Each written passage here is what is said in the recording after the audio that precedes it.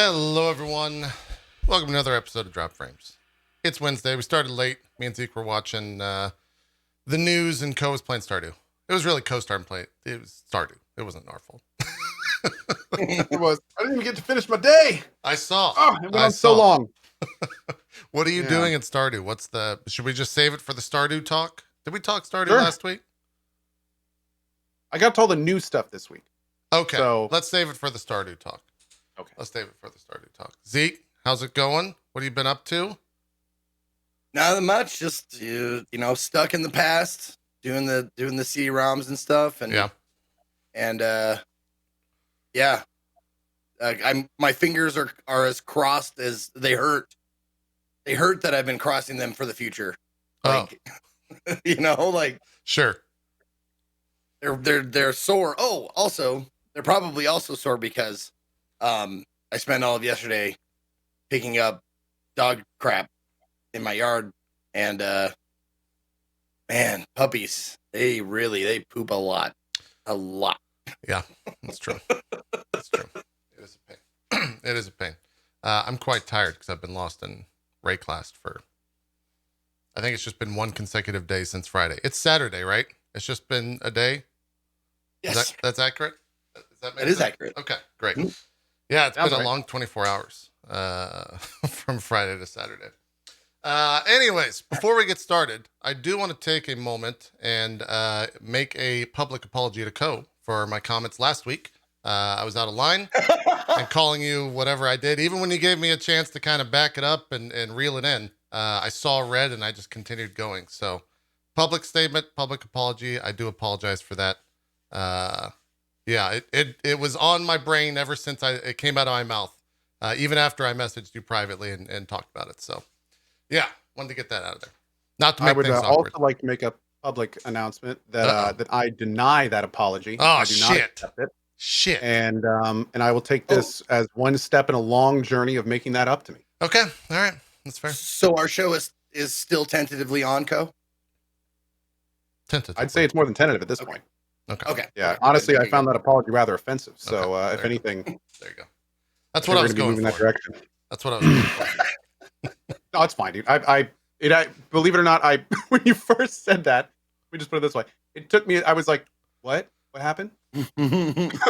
So I was, okay, no, we're good. Yeah. Totally no, I knew that we had already spoken. So this was more from getting it out of my mind.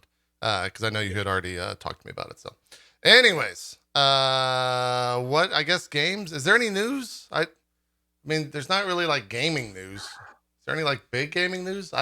I'll be real honest, and I told this to Aaron last night. I have literally done nothing but play Path of Exile and sleep since Friday. Literally, I am playing 5 minutes before I'm asleep. I walk upstairs, Aaron's already asleep. I wake up before she does, she's sleeping. I haven't talked to her in like 4 days. So I don't know what's happening. My Stardew Valley run with my Stardew wife. Yeah. That's wow, that's wild. But I mean, it's a good league. So I mean, it's a good time. But no, the only kind of I'd say Hitman 3 is out. Right. Came out today. Did you play it? It seems to be. I've not played it. Okay. No, I am lost in farmland. But no, it's apparently pretty good. Hearing good things about it. Reviewers have said it's pretty good. The few streamers I've seen mention it have said positive things. So cool stuff. I've heard, and again, not to spoil, but I've heard it's an interesting conclusion. I don't know what that means, but that's the only kind of thing where I've heard people be like, "Yeah, it's really fun." But so it's kind of like makes me even more interested to play it and see what that means and see where that's going. But yeah, sure, yeah, that makes sense. The only thing, I mean, I saw that it came out. I don't know anybody that's playing it.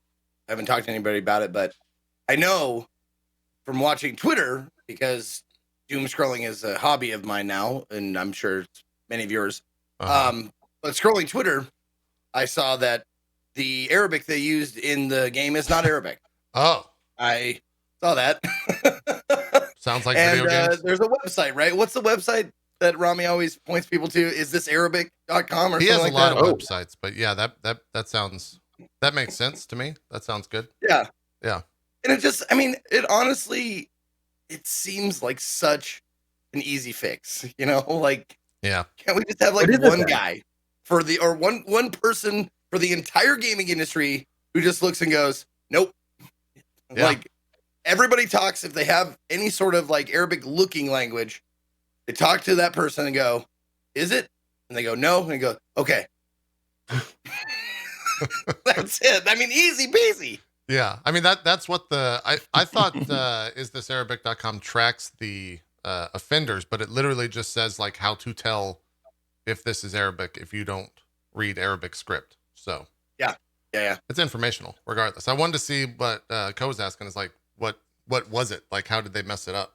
But I've not seen any of the footage. It was on an elevator plate, or I think it was like an elevator plate, or like it looked like it was in an office building, and it was labeling the floors or the offices or something like that. Yeah. And then underneath it, it had the Arabic or the fake Arabic translation of those office titles or floor titles or whatever.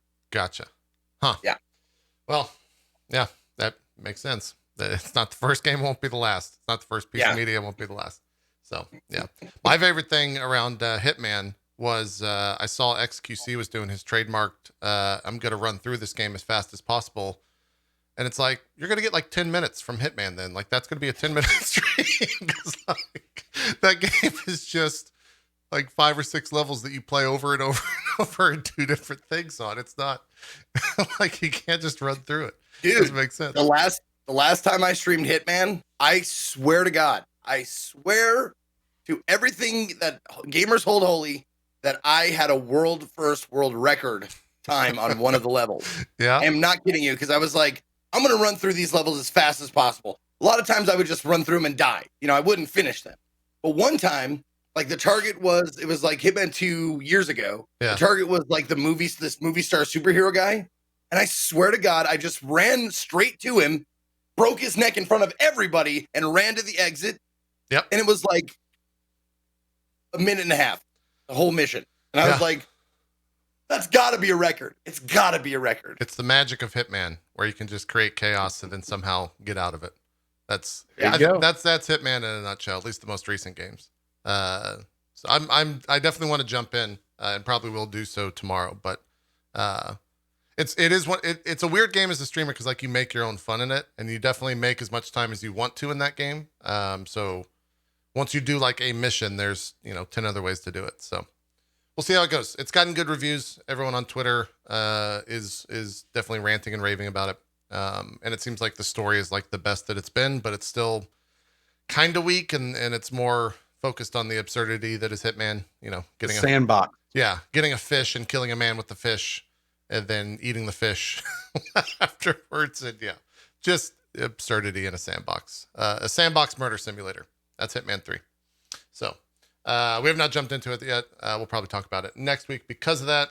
I'm just scrolling through the different news. What's going on with the now second class action lawsuit for CD Projekt Red for Cyberpunk 2077? Do you know anything about that? That was... Oh God, I haven't even heard about that one, to be honest. This was yesterday. I don't know anything about it though, so I'll read it while you try to fumble through it. Sure. I know nothing about it. Well, a class action lawsuit means there has to be a lot of people who are maligned, right?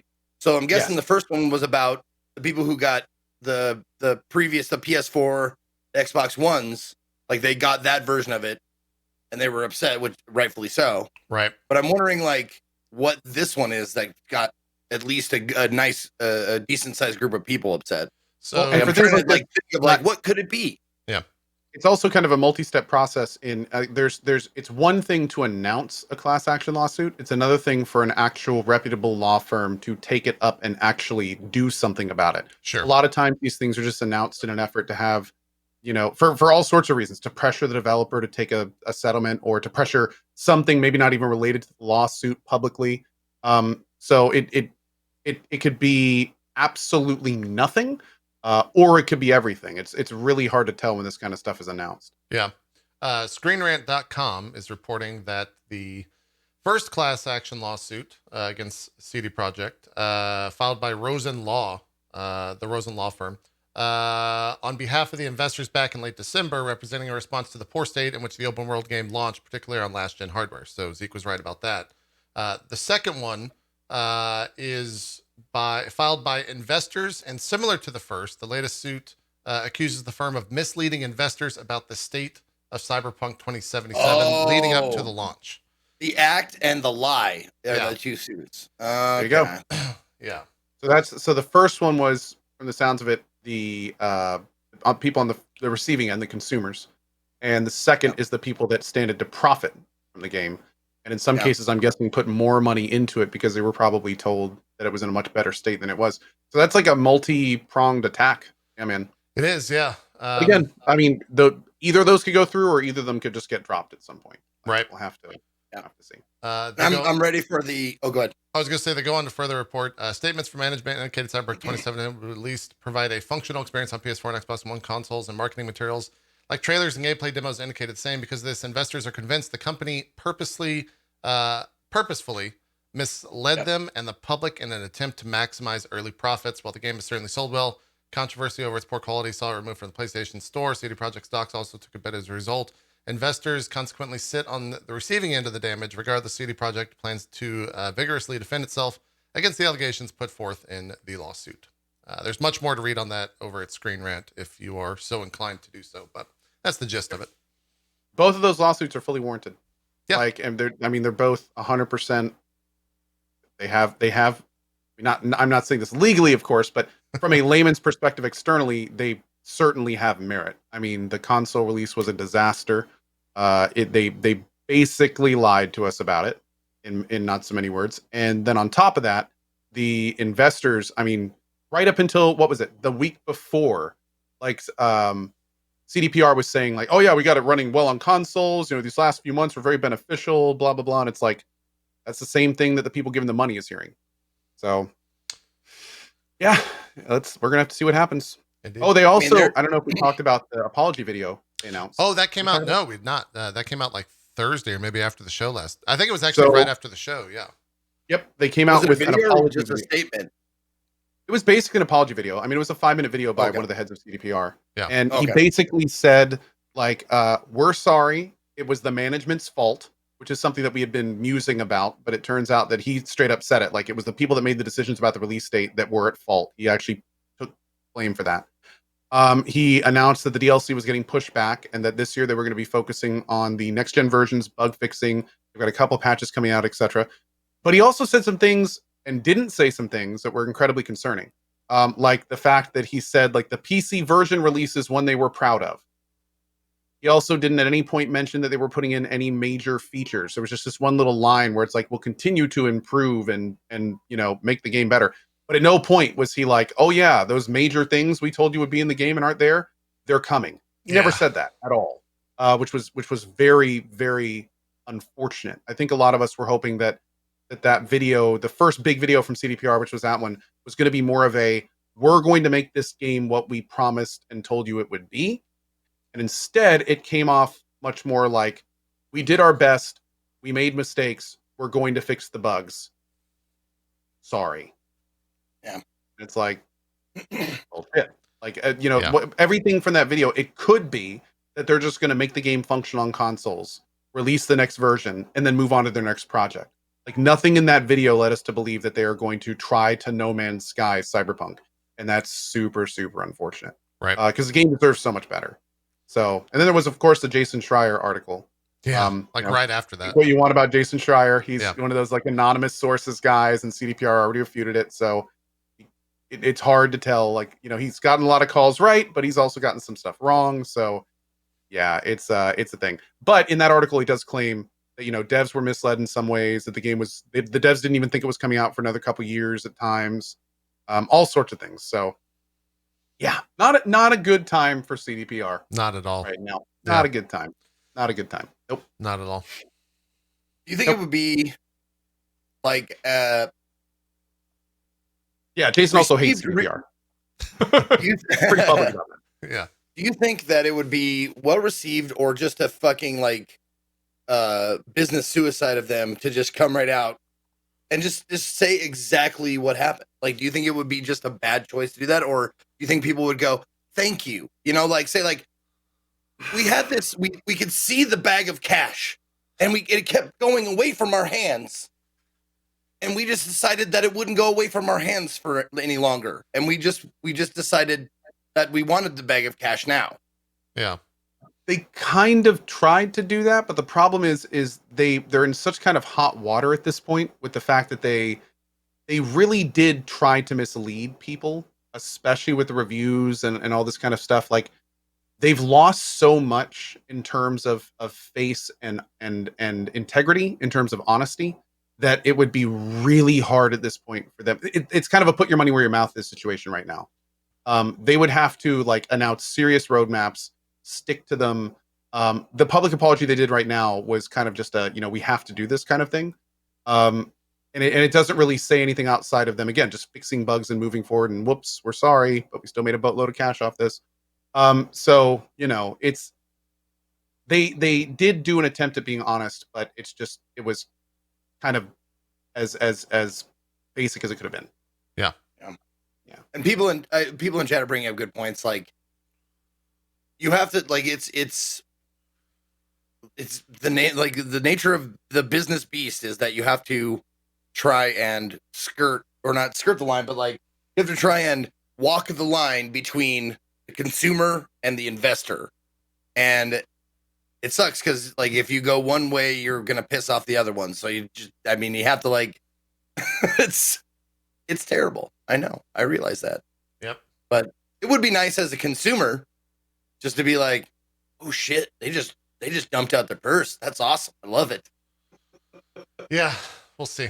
I think like they're in such a, they probably want to say so much, but they're just in like the literal worst position in a hole that they dug themselves in, where it's just like, it's better to say nothing, right? It's like they came out last week and said something, and then immediately after it was like, well, how could you say that? Like, that was the take that most people kind of rightfully had. So yeah, it's people in chat saying that if they were to say anything like we're suggesting right now, they would instantly lose their lawsuits. Yeah, that. I mean, you're not wrong. You're not wrong. But that's just kind of, that's where it is. I mean, at the same time though, it's the kind of thing where the lawsuits and their image, they kind of have to decide like which one are they going to try to salvage? Are they going to try to just save as much money as they can and win the lawsuits and go from there, or do they want to kind of like make their public image something they can really stand behind, something that will actually try to crawl out of this kind of hole that they're in? It's gonna be tough. Honestly, well, obviously they're choosing the money right now. I mean, that's the obvious thing, and I'm sure, weirdly enough, it's kind of this weird situation where I guess the investors would be a little bit happier, but at the same time, they're also filing a class action suit. So I don't know, man. Again, it's just bad on all fronts. Yeah, it's just bad on all fronts. A definitive fall from grace for sure for the company. I think no one can argue that. So we will see how their story unfolds as the year progresses onward. They got a lot of work. Waiting for the third lawsuit to come out by the people who say like, this isn't cyberpunk, okay? The definition of cyberpunk is sure. Actually, yeah, exactly. It'll be we're filing an actually class action lawsuit and a class actually lawsuit. A class actually lawsuit. That's good. That's filed by Twitch chat. Yeah, it's the best. Scrolling in and checking out some other news. Control's coming to Game Pass for PC on January 21st, so that'll be tomorrow. If you haven't played Control, it's on Game Pass. Another one. Also, there was some news about, I think we had already talked about it, but the Yakuza franchise, they call it something else, like the Master Edition or something. I forget what it's called. That's all getting an actual date tied to it. So that's looking like the place to play all the Yakuza stuff if you want to. What else was there? Star Wars Battlefront was free on Epic's I think, on Epic's giveaway, Epic Game Store last week. And it was so successful that the servers are once again struggling with the influx of new players. So it's crazy to see Battlefront still making news. Like, I think that game came out 30 years ago, is around the date tied to it. Cole cannot believe you just said that. He's a huge Star Wars fan.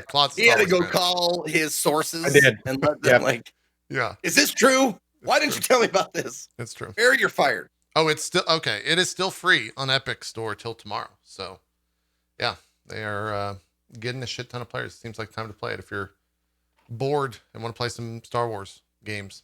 Ubisoft is out there posting a job suggesting a Splinter Cell VR game that will have a multiplayer mode tied to it. So maybe not the, I think Splinter Cell fans would love a full-fledged, next gen release, but VR game is kind of like interesting, I guess, just to see where that goes. Like a spy, they do like the spy merc multiplayer versus mode that they had a couple years back. That might be kind of fun in VR, but still think VR is just impossible to get into.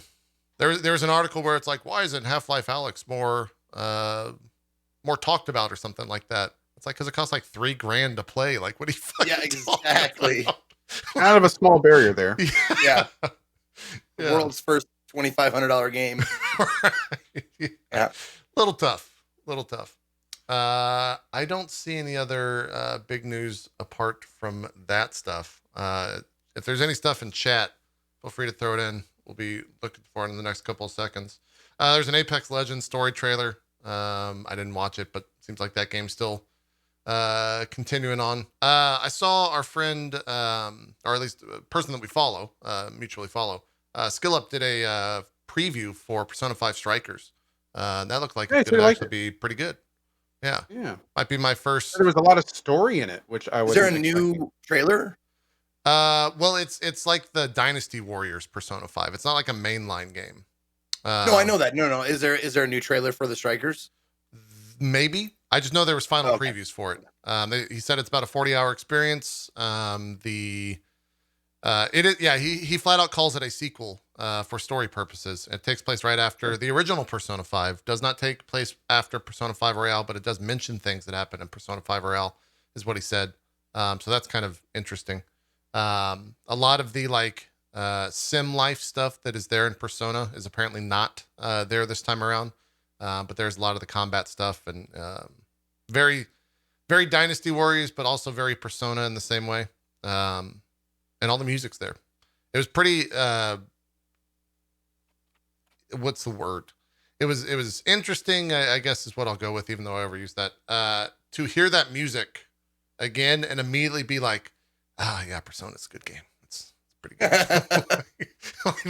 I don't even know what song it was. It was just like running around music. It's like, that's comfy right there. That's good music. So is it fair to say like Yakuza and Persona like swapped mechanics?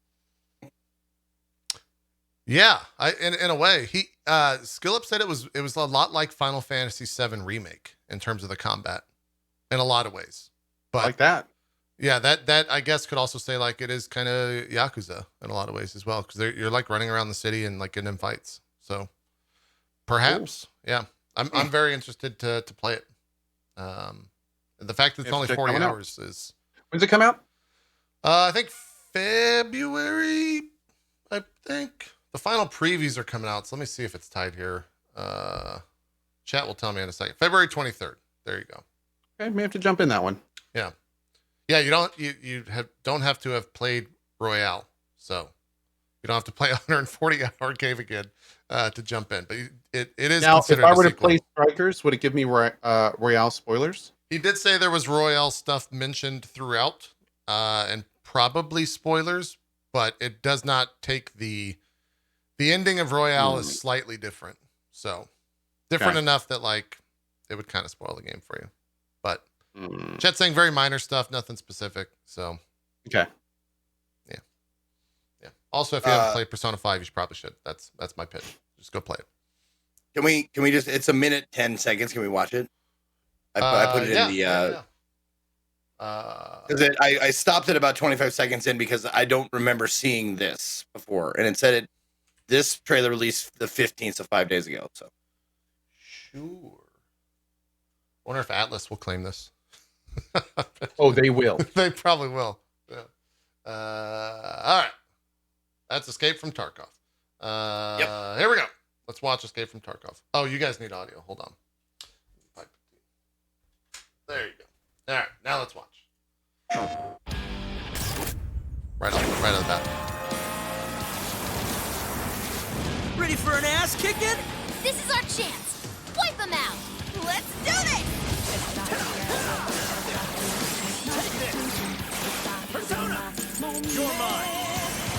jail looks like Shibuya, but the layout isn't exactly the same.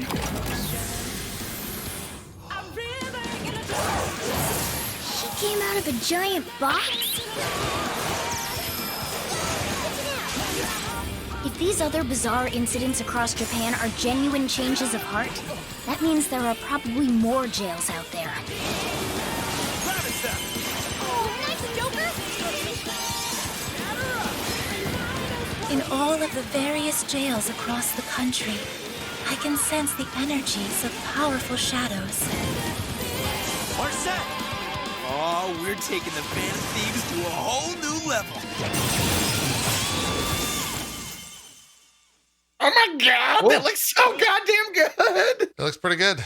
Yeah. Sorry, I was laughing because whatever name Futaba goes, that was a nice one, Joker. Like that phrase it just pisses me off. I'm so tired of that phrase. Every time you made someone weak, you're just, oh, that was a good one, Joker. Just every 5 seconds. To be fair, it was a pretty good It was a pretty good one. But you know. That I honestly watching that trailer, like I really don't get super hype, but for much anymore. That definitely did it. It did the trick. Holy crap, that looks awesome. Yep. Yeah, the 10-minute preview that I saw on SkillUp, it looks like there's a bunch of other IGN's got one out. I think GameSpot has one out. They all said it was very good. So I'm in. I'll be playing it day one. Yeah. Cool. And the music too, of course. Now is that a new song for Strikers, or was that from Royal? That's River, and that's I think that was in or base. from the original P5. I think that's from all P5. Yeah. Oh, is it? Okay. Yeah, that's I play one the of the P5 best songs. soundtrack from time to time. I think it's a remix though. It's a remixed version of that song. Oh, okay. Yeah. That might be why it didn't sound super familiar to me. Yeah. That's good. It's good.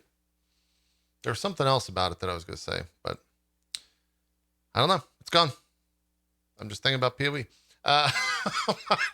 Let me just scroll down. Okay. So break down for me real quick, JP. Sure. Okay. Break down for me. All right. The two videos that I saw you posted. One was like PoE taketh, but PoE giveth back. What happened there? What was that? That happened like last night. Yeah. Yeah. So explain this to me. Oh God, it's been a lot. Well, I'll preface this with this, and hopefully I'm good at explaining this because I've spent the better part of a week now explaining Path of Exile to complete Path of Exile. Oh yeah, I didn't even think about like that. noobs, but How because tired of you must that, be. I think I've gotten good at it. I hope I'm giving people the right information. So the first part of that video, the importance of what was happening was, you remember links, and links are how you put your skill gems into an item. Mm-hmm. And that's what kind of like one of the first in-game pieces of gear is 6 linking an item. That's like the what I saw link. was, I'll tell you what I saw. I saw you pick up like some like, I don't know what the level is called, legendary or unique or whatever. Sure. I saw you pick up an item. Yep. And then you did something which I'm guessing was a gamble. Yep. And it changed There's it a into gamble. a shitty item. Yep. That's correct. Okay, why would you do that in the first place? Why would you do that? I got that question a lot over the past week. So it was a gamble. That was actually a chess piece that I was using on that character. It was a 6-link carcass jack for those that play. It's best in slot for the character. It was very well rolled, had all the, the right stats, all that type of stuff in terms of the tiers being high, or the affixes being high. What I was doing to it is there's a, let's say, section of the game, part of the game, where you can double corrupt a item. Double corrupt means that it will add 2 brand new modifiers to that item that usually give it a huge amount of power and make that item very, very good. Usually. The percentages break down as followed. From the thing that I was doing from the double corrupt room in the Temple of Atzwattle, for people that play. For others, that just is a bunch of mumble. When you go and use this on an item, there's 25% chance that it will double corrupt. So 25% chance that it'll do good. There's 25% chance that it'll change the socket colors of the item to be white, which is like, okay. There's 25% chance that it will literally just like disappear and the item's gone forever. It'll just poof, as they call it. There's 25% chance where it'll turn it into a rare item and completely, quote, brick the item. Bricking an item Like makes a it Valor. yeah, it's super stacked. it's a double Val orb for those that have not encountered it. So I was going for the double corrupt to make the chest very good. With a 6-link unique. With a 6-link unique, which is like, it's not uncommon, but to see those at least. I've seen a handful of them over my hours playing, but I told Chad I was going to do it. I went and did it, and it completely bricked my chest piece. The second tweet. Oh, when you said brick, not break. Brick, same word, but I say brick. Yeah. Well, brick it's something different than break. Breaking it, like I watch a lot of speedruns, and when you break the game, that means you blow it wide open and you just crush it. Yeah. Okay. Oh, okay. Yeah. No. In this case, it is turning it into a brick. In which case, you don't do anything with a brick. That I get from cell phones. It is a brick. Yeah. You are bricking it. Yeah. Like if you mess up a firmware flash on a phone, it becomes a brick. Yeah. Gotcha. You're bricking. So I was immediately, I said right before that, not in that clip, like, I'm either going to go to sleep really excited tonight, or I'm going to go to sleep very depressed. And so right after that, like I ruined my character, right? Like I had no chest piece at that point. I completely lost everything almost on that character, was kind of dead. So 5 minutes later, I went and bought another carcass jack, the same item that's decently rolled, but it wasn't 6-linked and it wasn't even 6-socketed. So in 400 jewelers, I got 6 sockets on it, which is not that, that's fine. Then in 30 fusings, I got another 6-link. It takes 1,500 on average. So that's just like kind of insanely lucky, and why everyone in chat was very upset. So, yeah. Did And you now try are and you do gonna do the it again? thing you did again? It takes some time to build back up to it, but I probably will. Okay. Yeah, I probably will try it. So you say that is that just a room? That's the fun of it. That's the gamble. It's a gamba. Yeah, it's a lot of fun. Yeah, that's a room in the temple, like the temple. It mechanic? is. Yeah. You can corrupt items to get double implicits or poof them. So I don't recommend doing it, but yeah, it's one of the things where like the character was so far pushed to the end game. That's like a next big power jump, or one of the big power jumps is getting a double implicit chest. But yeah, for a lot of people, they just kind of like their eyes started to glaze over for all the PoE talk. So I'll rein it back in terms of the hardcoreness of the conversation. But you see, that's the thing. If you Forrest Gump it, if you use terms that I can understand, that I can pay attention with excitement. Yeah. But after playing it for so long, I get the jargon and the lingo starts coming in, and you have to like stop. And you have to explain the jargon and all that shit. I get how tiring it can be, but I understand gambling more than you might think. Yeah. I understand it very well, and I understand the thrills and the chills and the disappointment and the utter sadness. You know what? I'm going off on a tangent. I don't want to do that. You're going on a tangent. It's okay. It's okay.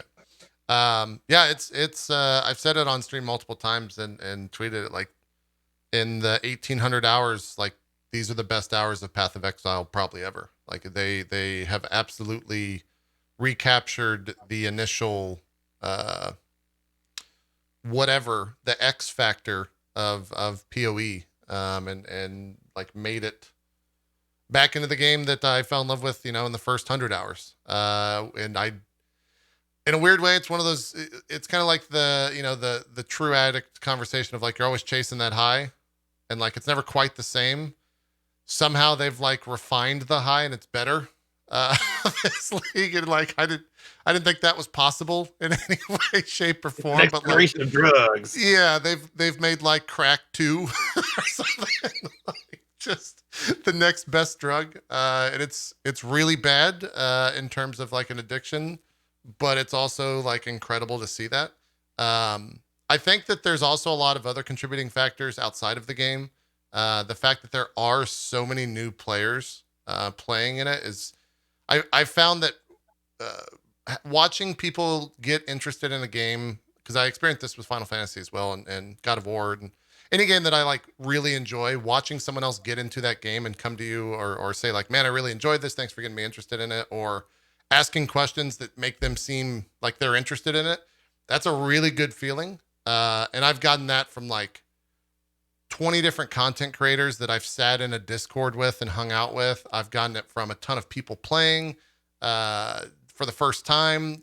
Every single, like, the Twitch chat, apart from people that aren't playing, which is very, 10% is effectively dead. And so the constant thing is like, hey, I'm wanting to play PoE. How do I get started? And so I give kind of the same spiel and say like, hey, you can go download this, follow the guide, do that. If you have any questions, feel free to join our global channel. And then like the next day that I play, I see them in the global channel, like linking a thing and being like, oh man, I got this 5 link. This is fucking awesome. It's like, yeah, it's fucking awesome, right? It's great. It's a shared experience in a lot of ways. I know exactly how that feels because what was it, 2 years ago when I did my little like slideshow like of Burning Man and stuff, and I got a couple people like contact me about it. I'm like, okay, well, let me tell you all about Burning Man. What do you want to know? First, what do you want to know? Yeah. What do you want? Let me help you. I will help you understand what's going on. But I can't really understand until you go there. You have to actually go, and it's like, I get that, dude. Yeah, Totally. it's been a lot of fun. Like Gold Glove, I gave him a 2-hour thing for his sponsor stream later that night. Krindor was playing it for the first time.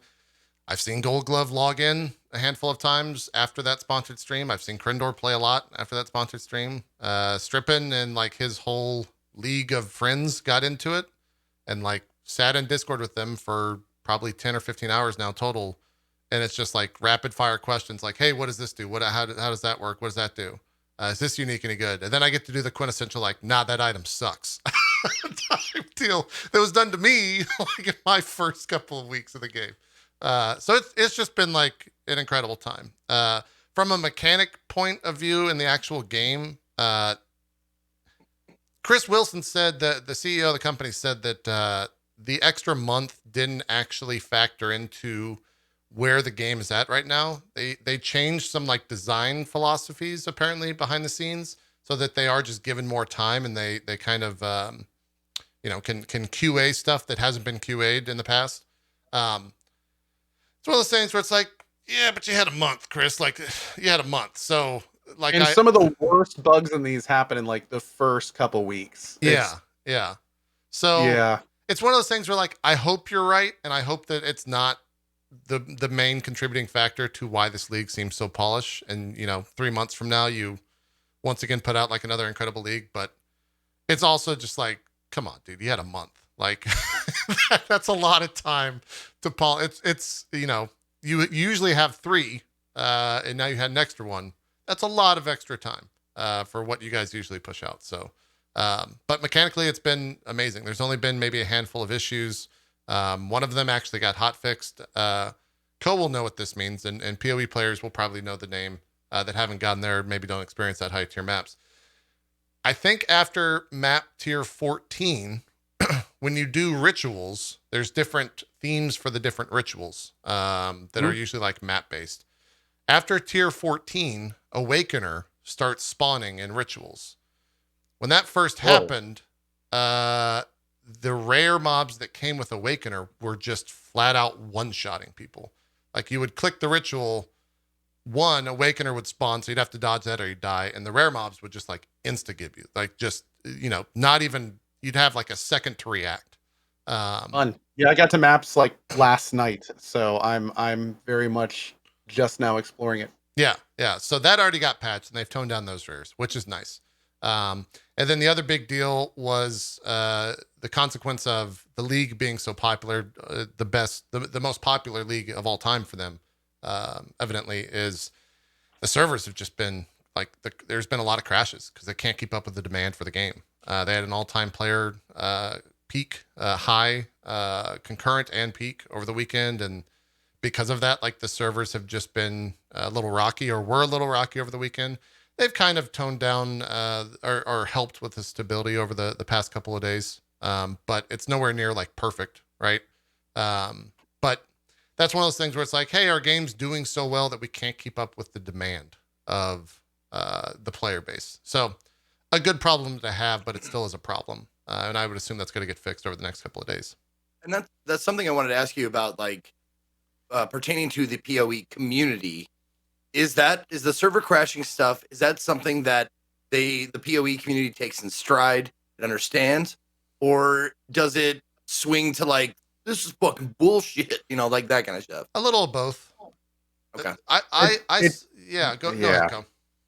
I was gonna say it is definitely both. Like it's the kind of thing where if you're playing an MMO on release day, you kind of just expect crashes, but they still really piss you off.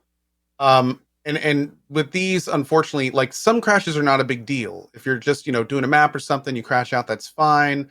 It's really okay. But if you are on your fifth lab attempt for the day and you've crashed out 4 times before then, it's the kind of thing where it's just like, holy shit, and especially like I was talking to somebody a couple nights ago who was trying to do their Merc lab, which is the lab you do like right before you kill the final act boss, and you kind of have to do it before you kill the final boss, because after the final boss gets killed, it drops all your resistances and the lab becomes significantly harder to do like directly after, especially if you're geared. So this guy had dropped 4 times, and one of them was like during the last boss fight, and he's like, normally I can handle this, but this is really frustrating. I've been trying to do this for 3.5 hours now. Yeah. And so it's that kind of thing. It's that kind of thing. But it can really depend. But the problem, this league that's the biggest issue I'd say so far with this league. Like the league is awesome. It took me significantly longer to go through the base acts because of how cool the new mechanic is. Anytime I saw this ritual thing, I would be like, oh, let me just bang these out and see what's there. And I wasn't even re-rolling them or anything fun like that. Got a few really good things. I got something that just randomly sold for 40 chaos right before I went out, just a card, just randomly, and other people have been getting all sorts of incredible stuff. Tabula's dropping like rain. But the crashing is definitely it's tough. I definitely crashed out of labs twice, so that was pretty frustrating. Yep. But yeah, that's the worst part right now. It's one of those double-edged swords because there's a good chance the crashing is just because of how insanely popular this league is. So that's great. But it does kind of suck that everyone's having to deal with this stuff too. Yeah, it's very true. I had the same experience where I did 2 lab runs trying to get whatever the third, I guess, Merc. Merc. And it was, I was frustrated as shit because it kept messing up, and I just stopped eventually. And then later that night it was fixed. But and something I forget to do sometimes is like put in the perspective of the average person playing this game. It's like, all right, it's my weekend now. Right. I got, this is my day to play this. Like, kids are off with mom. I'm sitting, okay, I'm ready. And then crash. I mean, that fucking get on my nerves too. So, yeah. It's one of those things where I often forget that as well. Because I played in a 72-hour period, I play 56 hours. So not everyone can do that, right? They can't devote 56 hours of a 3-day period to that. And I just waited. Can I just say this is the best looking character I've ever had in PoE, this league. Best looking in terms of God. Your appearance? The spells look great. The cosmetics are awesome. Like everything works together. Like it's oh man. Yeah. We funny enough, we together both played the most meta builds in the league. I'm playing Toxic Rain. Yeah, everybody wants to know your builds. Yeah, he's playing Blade Blast, which is I think a little bit higher percentage in terms of like what PoE Ninja is reporting, which is kind of like so good. Yeah, I've heard it's very good. So much fun. Yeah. It looks very strong. And very now, you have a shit ton of life for what you're doing here. So quick question. Is there any fun to be had by playing a non-S tier build? Yeah, absolutely. Yeah. Okay. I'm just wondering if it's like not something that's worth struggling through. There are good builds that are not meta, right? Like the reason that people play meta builds is because they check all of the boxes of like, it's a cheap build. It's good. It's a easy starter build. It's not expensive to gear. Well, I kind of relate it to Magic. Like once a new expansion for Magic the Gathering comes out, like there's like 2, maybe 3 decks that are competitive. The rest are just garbage. Right. I was wondering if this is the same way. No, there's there's probably 50 to 60 viable builds in the game, and viable meaning they can do all the end game content very easily. And there's also like what I'm playing, there's variations on it. What Ko's playing, there's variations on it. You can play a completely different class and go assassin instead of chieftain, I think is what you play. Or yeah, chieftain. Okay. which is just like that's a completely different class, but you can also play different ascendancies, which are like subclasses. So there's so much variance in what you can actually do, where you don't actually have to like play. I didn't realize that Toxic Rain was meta until I was already playing it. And then I played it and was like, oh yeah, this makes sense because this is like stupidly good and very easy and cheap. And it checked all those boxes that you want to for like a league starter. And it's also just like super fast to clear, which is what I enjoy, which I was actually going to play what Ko's playing right here, but I saw that the clear speed was slightly slower than what I was used to. And I just opted not to play it. Doesn't mean it's a bad build. It's just I wanted to clear maps faster. He can kill bosses faster than I can. So there's trade-offs with everything in that. So yeah, it's this one's definitely a little tankier. Yeah, by far. I have 60 deaths with I think like 70 or 80 hours on the character, which is arguably a lot. It's really good. It's okay, but there's a lot of deaths. Oh, compared to. Well, yeah. Sure. Yeah. I die a lot because I'll just walk up and there are very like rippy mechanics in the league, especially towards the bosses at the end where you just get one tapped and there's not much. Hi, Bannon. Yeah. Oh yeah, it's Bannon right there. He's just hanging out. Bye. Oh, couple quick things, by the way. Yeah. Some folks were asking what was when I moused over an item and they saw a window pop up from the store. That's called the Awakened PoE Trade plugin. You can just Google that and download it. It's super useful. You basically just hover your mouse over it, anything, hit Control D, it searches the shop and pops it over the overlay. It's really good. And my build's at ko.tv/PoE build. It's a Zizaran starter build called Blade Blast Chieftain. Yep. And I do highly recommend it. It's very good. Yeah, yep. He's got a full-on YouTube video that'll walk you through everything, and yeah, you can download the Path of Building for it and have that on a second monitor, and it's good. Mm-hmm. It just does good stuff with this build. So I'm playing this every night, so if you want any help with the build, you can just stop on by and say hi. Yeah, you think what are you thinking in terms of how, because the night streams are new for you, and I know that you played PoE at night in the past, but you didn't stream it. So is this something where you think because you're streaming it and because you have a nightly stream, you're going to keep up with it? This is my night game for a while. Yeah. I'm really enjoying this league. I kind of want to see how far I can go with this build. I do have some other games. I was playing a game called BattleTech right before this and having a great time with it, actually. So I do kind of want to thread that back in. And then, of course, for Stardew, I'm like on the last leg of the last DLC of Pillars of Eternity 2. So I need to do that as well. So I've got like all these playthroughs I'm kind of juggling right now. But the short answer is what I've been saying during the stream for people asking me, especially like today, why aren't you playing Hitman 3? Why aren't you playing Hitman 3? I'm really digging Stardew and I'm really digging Path of Exile. So I'm just kind of riding this wave right now because I'm super enjoying both of them. I'll probably be doing both for, at least the next few days, maybe longer. Yeah. While I have a great time with them. It's a very good league. Like there's no doubt about it. It's a great way to kill time. And I think it, coupled with all of that, it also came out at a time where there's not many other releases apart from Hitman 3, which I would honestly say is kind of a niche release to begin with. Like it has its fan base and it's large, but it's not like a giant AAA release. And so there's not that much out. So a lot of people are finding their days and their time filled with this game. So a lot of different factors contributing to the fact that the game is just kind of blowing up right now. So it's been a lot of fun. I've also had a very lucky league in terms of drops and all of that shit. And that there's something to be. It's a lot of fun when you have that type of luck and you get to see like chat hate on you for it. Like there's probably a German phrase for that, right? Like where you just get you live off of the hate that people have for your luck. Yeah, it's like the opposite of Schadenfreude, right? It's like joy at the happiness of others, hatred at the happiness of others. Like, yeah, it's good. Everyone when I log in. Go ahead. By the time my second Exalt dropped in Act 9, and I was just like, oh, cool, another one. Like, there were a few people in chat that were definitely like, what is going on? Why is this happening to him? Yeah. It's good. People kept saying, like, you did the sponsored stream and they gave you a different client, didn't they? That's what happened. They gave you a different streamer client. There's no way that you would get all this luck. And when I log in my global chat, which is like the in-game chat, everyone spams like, everyone run, he's going to steal your luck. Get out of the way. He's taking all your items.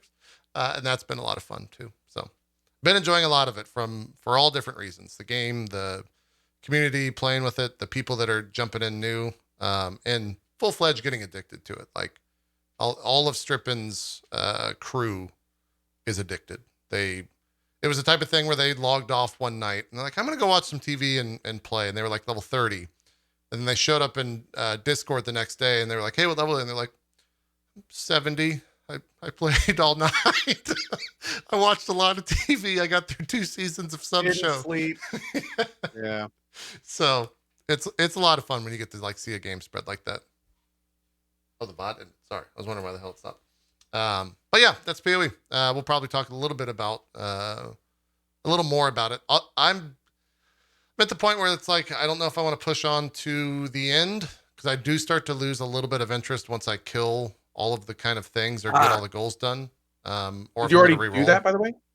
No, well, I've killed Awakener 6, but I haven't seen the actual Maven fight. There's another thing where there's challenges every league that they put out. And it takes a long time. There's 36 challenges to do, and it might be the league where I actually do that. That might be my goal, is to do the 36 challenges because I am enjoying it so much. Do what? Have you done the Ubers? Ubers what? Like Uber Elder and stuff like that? Yeah. Not yet. No. They're a little bit harder to get to than Awakener. Awakener just kind of like happens from doing the Atlas. With Ubers, you got to spam a lot of tier 16s and stuff like that. I have 8 more Watchstones to get, if that makes sense, on the Atlas. Then I'll start pushing towards the other stuff. But it's also the type of thing where the build starts to get really expensive. Like one piece is several, if not tens of exalts to get an upgrade on. So we'll see how it goes. I might reroll. I might not. I'm enjoying the build a lot. We'll see. We're gonna remember this word, JP. Okay. Glückschmerz. Glückschmerz. A German word. Yep. A German word that means feeling unhappy about the good fortune of others. That's what your chat feels. Or Gluck. Gluckschmerz. Glückschmerz.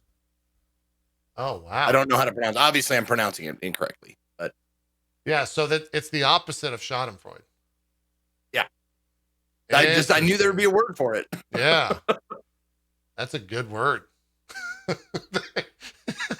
I like that the article is from a website called confident1.com, and the article is titled, "Do you suffer from Glückschmerz?"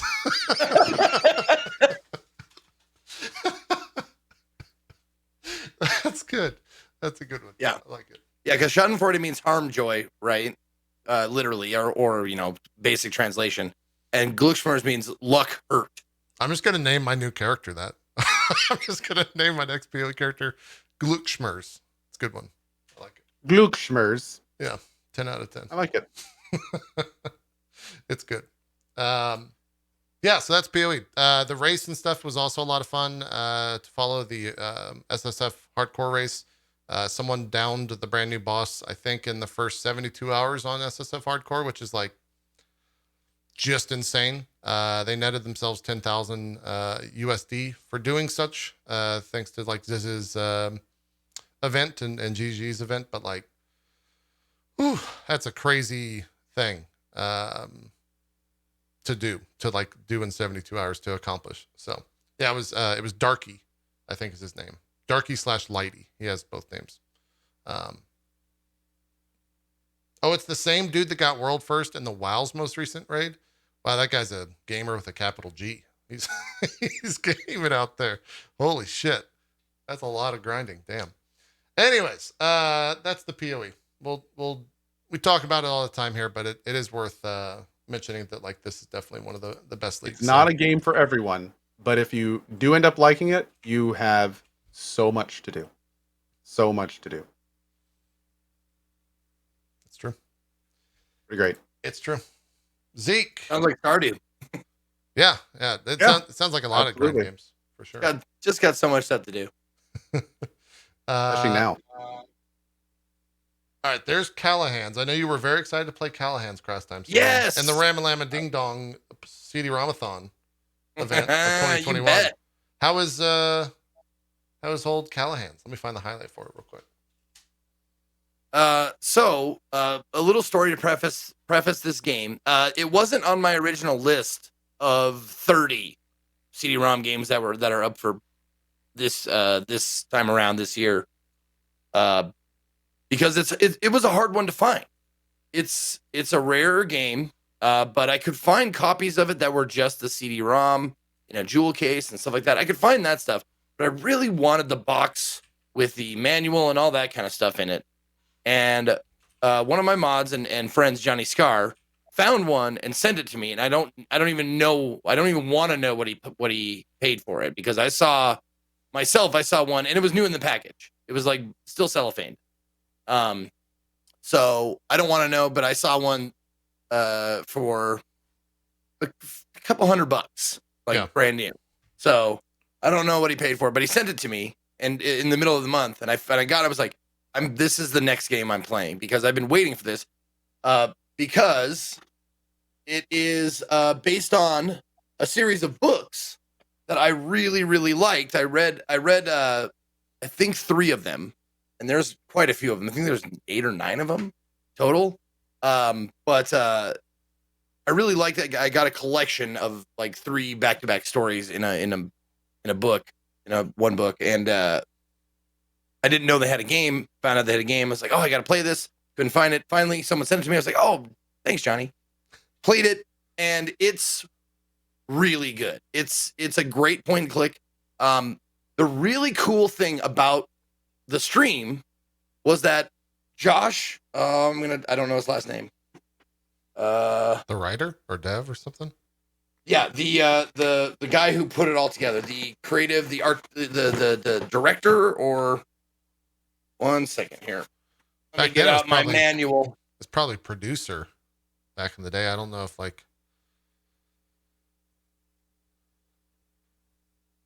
wait. Damn it. Where's his last? It's only first names. God damn it. Give me the last name. Assholes. Josh Mandel, thank you. There you go.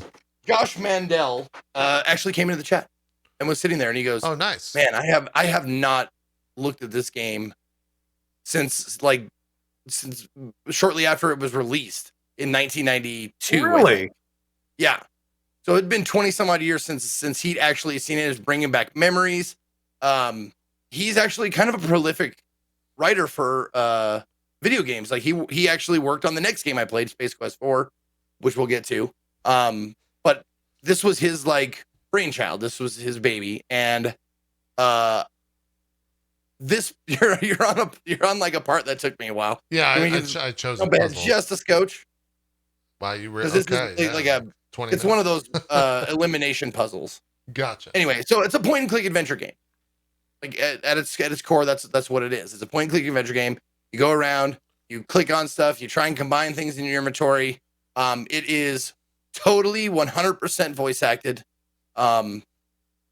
Unless you pick up a thing that's like a piece of paper with writing on it. Like you read that. But for the most part, everything you click on, you look at, everything is voice acted. Or no, wait. Oh, I'm thinking of a different game. Nope, I'm thinking of a different game. I apologize for that. I'm sorry. I was on to the next game. Let me rewind. All right. It's not totally voice acted, but the voice acting in it is great. Okay. The characters are voiced. The items are not. I apologize. Space Quest is all voice acted. Anyway, great game, great puzzles. Very, very faithful to the books. And I was super excited that I got a copy with everything included, brand new. Yeah. And I didn't finish it. This is something that I might have to go back to and finish later, but the watchword of CD-ROMthon is I want to get as many games in there as possible. And if I'm enjoying a game, I'll give it 2 days, but then I got to move on. I want to show off some stuff. Yeah. Well, not show off, but look at more stuff. So, yeah. It's one of those things. It's one of those cult classic-y kind of things. It's if you know Hitchhiker's Guide to the Galaxy, that kind of attitude, it's a similar kind of thing. It's funny, it's snarky, but it's makes light-hearted jokes at pretty strong topics sometimes. But the biggest standout for most people just dipping their toe in this game is puns. Like the worst Like dad joke puns? They like, yes. Okay. Ranging from super clever puns to like the biggest stretches. Like, how would you even fucking make that correlation? Like, that is just awful. And they even coined a word in the game called, the word is chone. And it's a combination of cheer and groan. That's how you know you've made a good pun, is if they go, you know, like, that's terrible, but you can't help but like kind of clap for it. Yeah. So it's in the game. It has like these things, the puns and the riddles that are in the game. They're in the books. Like, this is a part of the books. Like, they give you shit to like figure out in the books. It's pretty neat. Go ahead. What were you going? I was gonna say, from the art that you showed, and particularly this room, it might be misleading, and also a little bit not that much to judge the entire game on. But is it kind of like a punny / budget Indiana Jones? Is that kind of am I getting the theme? No, not at all. No. Okay. No. The theme, thank you for taking me back. The theme of Callahan's Cross Time Saloon is the central piece, the central scene takes place in a bar, an Irish pub called Callahan's. But the thing about this pub is that it's like one of those like a place of power, like in Control, you know how the building is a place of power, and stuff is just drawn to it. Same with Callahan's. In the universe, Callahan's is one of those places that people show up to because they're destined to, because they should be there at the given time, unbeknownst to them. Nice. A lot of times, like, there are vampires and aliens and androids and time travelers and all that kind of stuff. They all pop into this Irish pub on the not in Long Island, as they where it is. Yeah. Oh yeah. Well, you said Long Island. I'm right. Yeah, that's just Long Island. Yeah. That's like. But that's the thing. Like, it's offset off of the main road. It doesn't really exist, but he describes it as being in Long Island. It's offset from the main road. It's hard to find unless you're supposed to be there. Then you can't not find it, kind of a thing. So this game has different avenues. Like this in particular, we traveled from the bar to Brazil to figure out like the premise of the first mission, because there's like 4 or 5 different story missions in this, and the premise of the first mission is you have to figure out how to keep this pencil company from clear cutting the Brazilian rainforest. And the way you do that is in this room, spoiler alert, you end up making chocolate, because that's where the chocolate grows. Sure. Like the cacao beans, that's where they grow. So you make chocolate, you give it to the CEO of the pencil company, and the guy's like, oh shit, I gotta stop fucking clear cutting the Brazilian rainforest. And that's kind of the premise of it. It's kind of funny, but like it has like a message like of, you know, like environmental is good, you know, clear cutting bad, you know, that kind of shit. But of course, there's the next mission is you have to find a regular from the bar. He's a vampire, and he's decided to he's lived for hundreds of years, and he's decided to end it all. And you have to go like find him and stop him from doing that. Oh, okay, that kind of stuff. So it's cool. Yeah, there's lots of different storylines, but it's a lot of familiar names if you read the books. Like I was like, oh, I know that person. Oh my god, yeah, Baron von Wow, I know him too. That kind of shit. Nice, yeah. Cool. Anyway. Are the books still coming out? Or are they of the era? Oh, I don't think so. Okay, I'm pretty sure they're all done. Yeah, but I mean they're worth a read, and they're fun. Easy reads like Hitchhiker's Guide. It sounds like, or at least my parallel that I drew was, is it the Jim Butcher Chronicle? Is that a book? I'm not sure. Chat? Something. By the way, for those noticing, I'm sorry, my mouse died, so I'm just like getting a new mouse hooked up if you're wondering why I'm walking around. I'm still listening though. Oh, Jim Butcher is the author. Dresden Files. Yeah. Have you read the Dresden Files, Zeke? I haven't, no. If you are inclined to read a book, one of the few books that I've read in the past years of my life is a couple of Dresden Files books. They're not bad. Okay. And very much of what you just described, maybe not of the pun variety, though. It takes itself a little bit more seriously. So Day9 also recommends them if his recommendations carry more weight than mine. So, yeah. There are 9 books in the Callahan series, and the last one was released in 2003. And the first one was released in 1977. So it's been going on for a while. Yeah. There you go. Well, I picked a hell of a scene here for Space Quest 4. Roger Wilco and the Time Rippers. Yeah. Are these nice the long Time title. Rippers here? You did pick a good scene. Oh, Because this is one of those rare instances where I actually made fucking progress in the game. Oh. Because Man, going on? Hold on. What's going on with his face? Oh my God. What are these shots? Now we're looking from Roger Wilco's perspective. We're in the latex babes of Estros, as you can see. What are they Space doing? Quest 10. That's the leg shaving device. Oh, this is that Space they're going Quest to use. 10? Did you No, also no. play? Oh. That's part of the gimmick. Oh, of the game. okay. It's Gotcha. time travel. So you go the whole funny part is like you started in Space Quest 4, but then like early on in the game, you are transported to Space Quest 12. Nice. And then you have to like figure out how to get back, and then you go back to Space Quest 10. And then like eventually you overshoot it and go back to Space Quest 1. And that like they use assets from the original Space Quest 1. People are like, "Oh yeah, dude, that was in the original Space Quest." That's how like the graphics are like way shitty, like Atari style graphics. That's awesome. Like it's terrible. But people like that's exactly what it looked like the first Space Quest. So you go like you travel through time. You play this guy named Roger Wilco, who is a space janitor, who has all these adventures and whatnot. And it's another like I let the audience vote. I didn't want to do another point and click right like back to back, but it ended up being okay because like I said, like I fucked up earlier. This one is entirely voice acted, which like is super relieving. After coming from a game where I had to read everything, or most everything, gives you a little break. But yeah, the announcer, very famous announcer that I fucking someone will tell me their name. It's a very familiar voice. Every time you click on something to look at it, the voice will come in and do it. Roger finds himself in a nest, and that nest is covered with brambles and bones, like that kind of thing. So everything is described by this narrator's voice.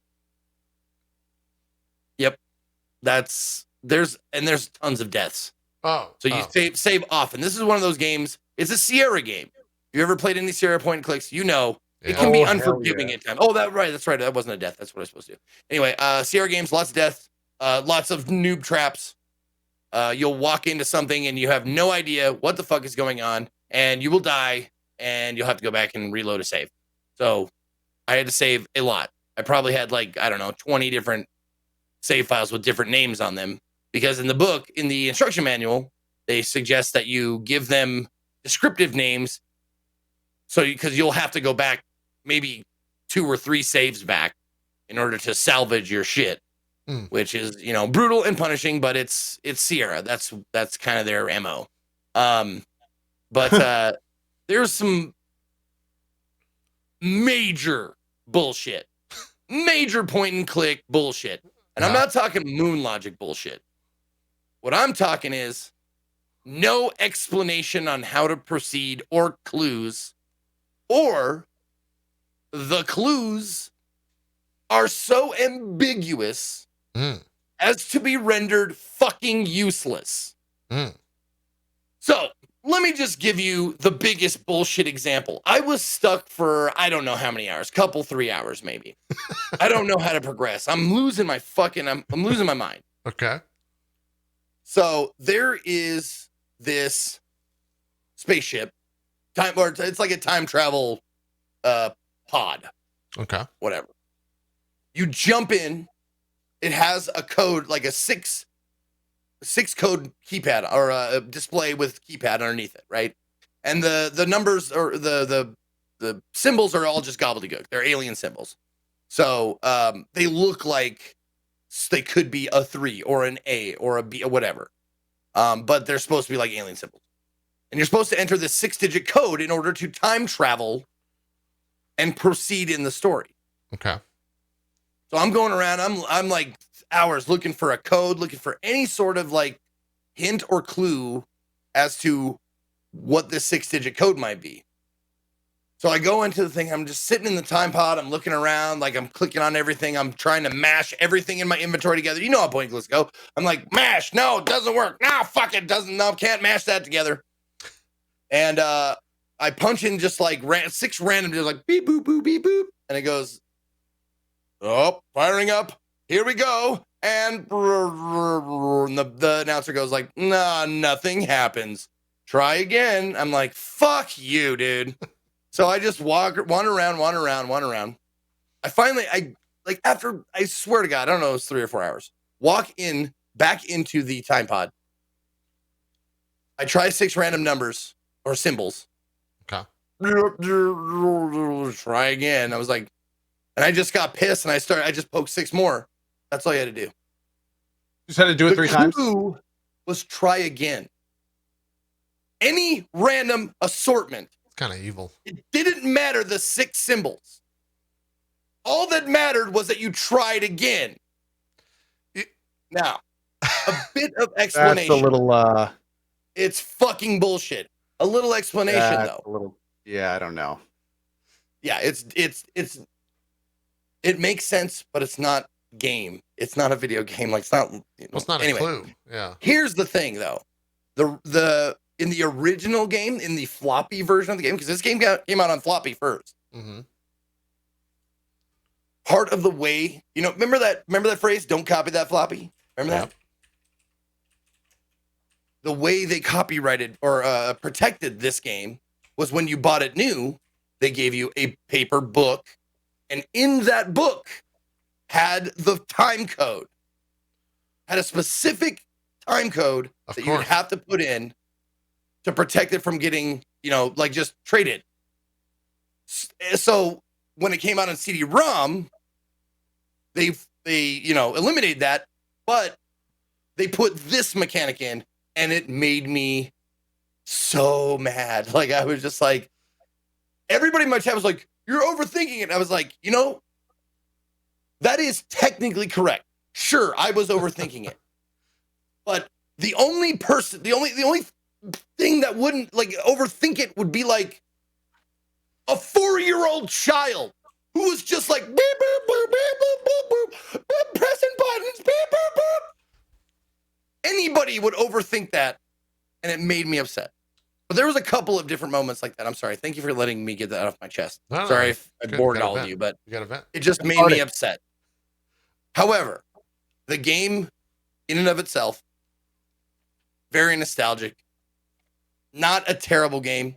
However, if I went back and played it, I could probably play it and finish it in less than an hour. But that's point and clicks. That's how point and clicks go. If you know how to do it, you can do it. Yeah. But yeah, you get stuck on a lot of shit. Like,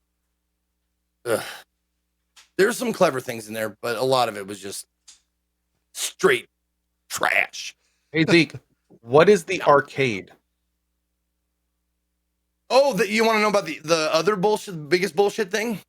The other biggest bullshit thing was to progress was that you had to there's an arcade in a mall that you go to. And in order to progress,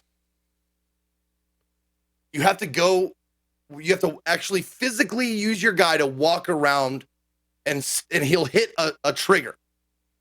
No clues. Nothing leading up to it. No hints saying like, maybe you should check the arcade or whatever.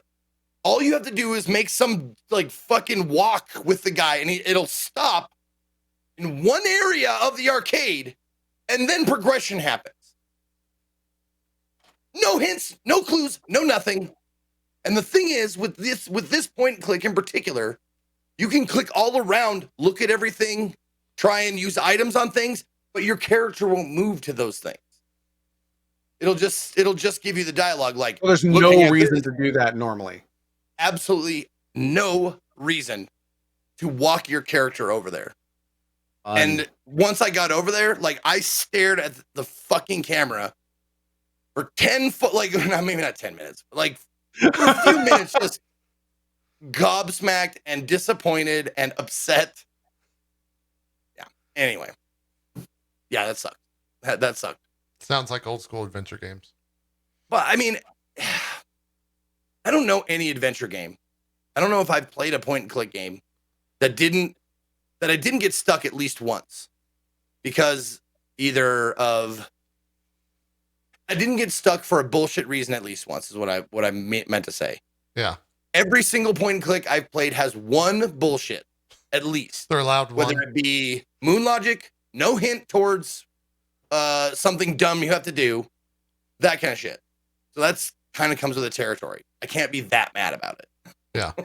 I was you said floppy disk, and I don't remember what game it was. It was one of the Sierra games, one of the ones that like take place in the desert. But I was curious like how and that's not very descriptive, but I was curious how many floppies this game was. It was 5 floppies. 5. Kind of small. Yeah. Yeah, it was one of the King's Quest. I remember it being like 15 or some absurd amount of floppy disk. Yeah. And I remember my brother was like, it was like an hour long, if not more, install process of like, please insert floppy number 1. And then it would just fucking sit there and like read it super slow. And then, yeah. Anyways, that brought me back. So it wasn't CD-ROM-a-thon, but it was, do you do floppy ROM-a-thon? That might be something else. It might be something else entirely. Someone sent me Leisure Suit Larry 1 and 2 on floppy, or 1, 2, and 3. Excuse me. It was missing one of the floppies though. Like I think LSL 1 had 3, second one had 4, and the third one had 5 floppies or whatever. One of them is missing, but I actually bought a USB floppy drive. Nice. They make that? I have one. Wow. So what we'll was see. What were the thicker, like the next, it was Zip. after, was that zip drives? Then there was Jazz. Yeah, I remember jazz drives as well. But zip drives came out after or before CD-ROMs, or around the same time. I think it was after. Because I don't even remember. They were more for business things. They weren't like, the Zip and Zip and Jazz were more for like backups and stuff like that. They weren't really like for delivering mediums. Yeah. Well, the thing is, like, people call the 3.5 inch, they still call those floppies. Are those not whether floppies? The black square or the 3.5, they're both called floppies. I don't know why. One's rigid plastic and the other one is actually floppy. Yeah. I think it says the inside of it. If you've ever ripped apart a 3.5 inch, the inside medium is not rigid like a hard disk platter. Right. Yeah, Sure. It's actually like just a little piece of film. Yeah, it looks like the like tape from a VCR type deal. Anyways, we're boomers. Let's move on. It could be Also, by the way, that. just penis joke. Yes. No, my chat already covered that with Great.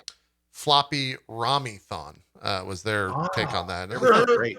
I thought that was Great. pretty good. I thought that was pretty good go at it. Yeah. It's pretty. No, it's gone. Never mind. All right, it's gone. I had a joke. It's gone. Space Quest 4 though, thumbs up apart from the 2 bullshit. Yeah, things? I mean, Yeah. Oh, that's what I was gonna say. As far as like these games go, I love the people who don't know me or haven't watched me, and they see the game title, and they're like, "Oh man, I remember that." And they come in chat, and they're like, and I complain about something, and they're like, "Yep, that's the Sierra game, or that's the point and click." Like I don't fucking know, and it just I'm like, okay, That streamer. you may Never not talk. have been here in a while, and you may not know me, and I may not, but I know these games, but it doesn't make it. I'm not going to stop complaining about the shit that's bullshit. I'm going to choke you out. Yep. We find ourselves back at the tentacles. Always at the But tentacles. I won't stop playing them because that's part of the fun. Sure. Part of the fun is joining people who had already played these games in the past and watching them in chat go like, yep, I'm like, that's it. I'm like, what? And they're like, I remember I was with my dad and we were playing this game and 3 days we couldn't progress. I was like, yeah. That's how it was. That's great though. I love it. That's how they are, really. The Stardew, you hit the new stuff. Let's talk about it. Any new Okay, stuff? so Stardew, not only have they added in a lot of things that kind of help push the game forward, like weekly quests that give unique items and things like that, but I do want to warn folks. I'm not That's going not to safe. directly spoil, but if you want a completely blind playthrough, then tune out for just a few minutes. So, okay, there we go. Basically, in 1.5, they have introduced this entire new region. So, where all of the game previously took place in Stardew Valley, which is a small town, you can kind of go around. You've got your farm, you've got the mine. You eventually unlock the desert mine, things like that.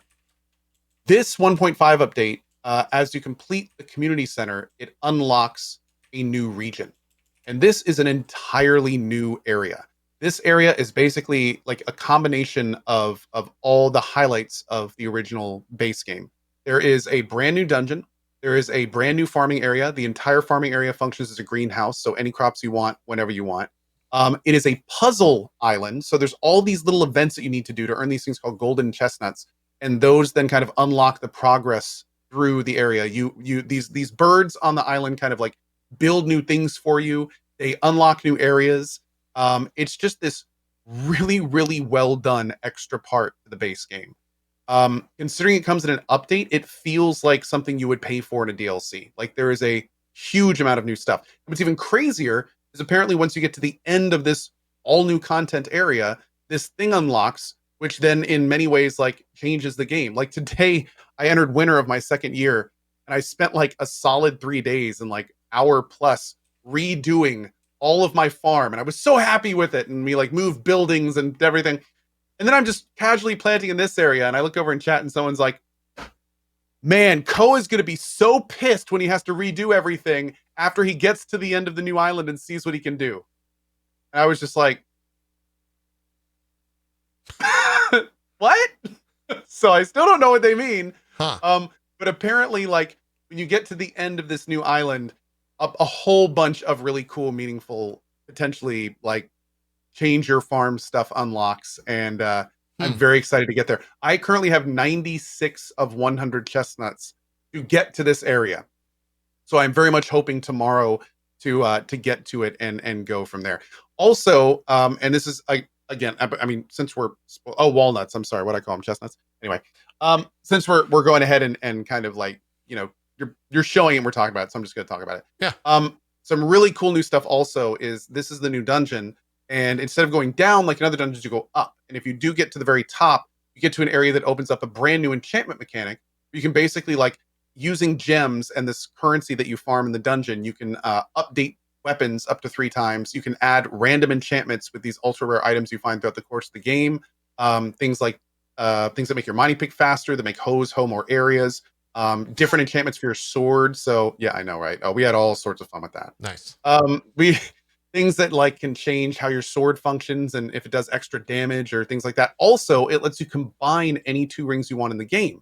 So essentially you can take any ring and any other ring and stick them together, and then you can do that twice. So essentially you can wear 4 rings, which is kind of a huge deal. Are we talking Path of Exile or Stardew? I know, dude. It's like, again, it's crazy how much this little like update has added to the game. It's really wild. It's totally worth a new playthrough. On top of all the stuff that you get to do normally through the base game, and there's lots of enhancements and things there as well. This whole new area you can go to just like completely ups it. So I have been playing this game now for like a week, every day for a week now, and I have a lot more to go, and it's just been an absolute joy. People ask me why I'm not playing Hitman 3, and it's because of all this stuff. Like, it's all this new stuff, and I'm not even to like the big part of it yet. So it's been great. It's been a really fun playthrough. All for free, doesn't cost anything. All for free, and the game itself is $15. It's one of the best values out there. Yeah, not gonna lie. It's one of I've played this game 3 times now. This game is one of the best gaming values out there. If this is your thing, if you like the kind of chiller gameplay, you know, just kind of like specking out your farm, and you know. Oh, also there's like actual little cutscene events as you unlock. This may have been in the base game because I didn't do too much of it, but Like there's tons of like little relationship event unlocks you get. So you'll just go to like one of those big, friendship events, like a jellyfish thing or a potluck or something, right? Yeah. And then the next time you go into town, you start walking to a building, and all of a sudden, a cutscene starts playing, and it's just like random insight to the people's lives and what they're doing, and like little events that happen. Some of them are kind of disturbing, but and weird, but it's been cool, and it's been a lot of fun, kind of like going through that for the first time too. Yeah. How long did it take? I know you said you've been playing for about a week, but do you know the hourage to get to the new stuff for people that are wanting to jump in? It all depends on how you play. And that's one of the beautiful things about this game is the days are short, and they, like 30 minutes max, and you can kind of min-max it if you want to. I'm kind of like half min-maxing it. You can go in with like a game plan, and I'm going to do this and do this and do this. I'm going to farm the first or fish the first 2 weeks, and then I'm going to plant all these crops, and then I'm going to do this, and I'm going to do like, there's ways to kind of like really shoot through the content. But you don't have to, because there's no real reason. The only kind of time limit you have is in at the end of the second year, and this is not really a spoiler, but the grandpa shows up and kind of judges your farm. And back in the day, that would only happen once. So like if you wanted to get the best you could there, you kind of like had to hit all these certain criteria by that time, and you were done. Now you can just have them look at your farm again later if you want to. So it's like, it's not a big deal at all. You can take it completely at your own pace. So how long is it going to take to get to the end game content? It's really up to you. I mean, it depends on, how fast you want to do the community center. It depends on how much kind of out of game research do you want to do to know you need to have this plant done by this season. You have to have this fish caught by this time, or, it's raining and it's spring, so you have to get a catfish if you want to get that bundle done to get the community center. All depends on what you want to do. It could probably be as little as like 20-ish hours, or it could be 100 hours if you just want to take it at your own pace. It's really up to you. Did this update come out on like all the platforms at the same time, or is it only on PC right now? From what I understand, it's not on all platforms right now. I've seen some people in chat saying like, I can't wait to play this on my blank. So yeah. I think Switch, it's not out on. Yeah, exactly. I don't think it's out on the consoles now. I think it's just PC. Okay. Yeah. I know. I think there's a Switch version of Stardew, isn't there? I think there is. Yeah. I think there may be a PS4 version too, maybe. That makes sense. Yeah. I'm thinking of another cross-platform. Well, cool. I'm sure that's next for the dev. Zeke? Just out of curiosity, if you like got all the tips and hints and tricks and guides and walkthroughs and shit, is there any way to 100% or 100% it like with one playthrough or? Oh, absolutely. In fact, from what I understand, there is the one thing I do know about the ending, the end of the game now, is that you get access to this thing that tells you how to do everything. So there's now an achievement, like you have done everything achievement, and you can go to this person or device or whatever, and it will tell you like, you've done this, you've done this, you've done this, you still need to do this, you still need to do this. So the plan is like, you can have 100% playthrough, even at your own pace. But it kind of tracks everything you're doing and marks it all down for you.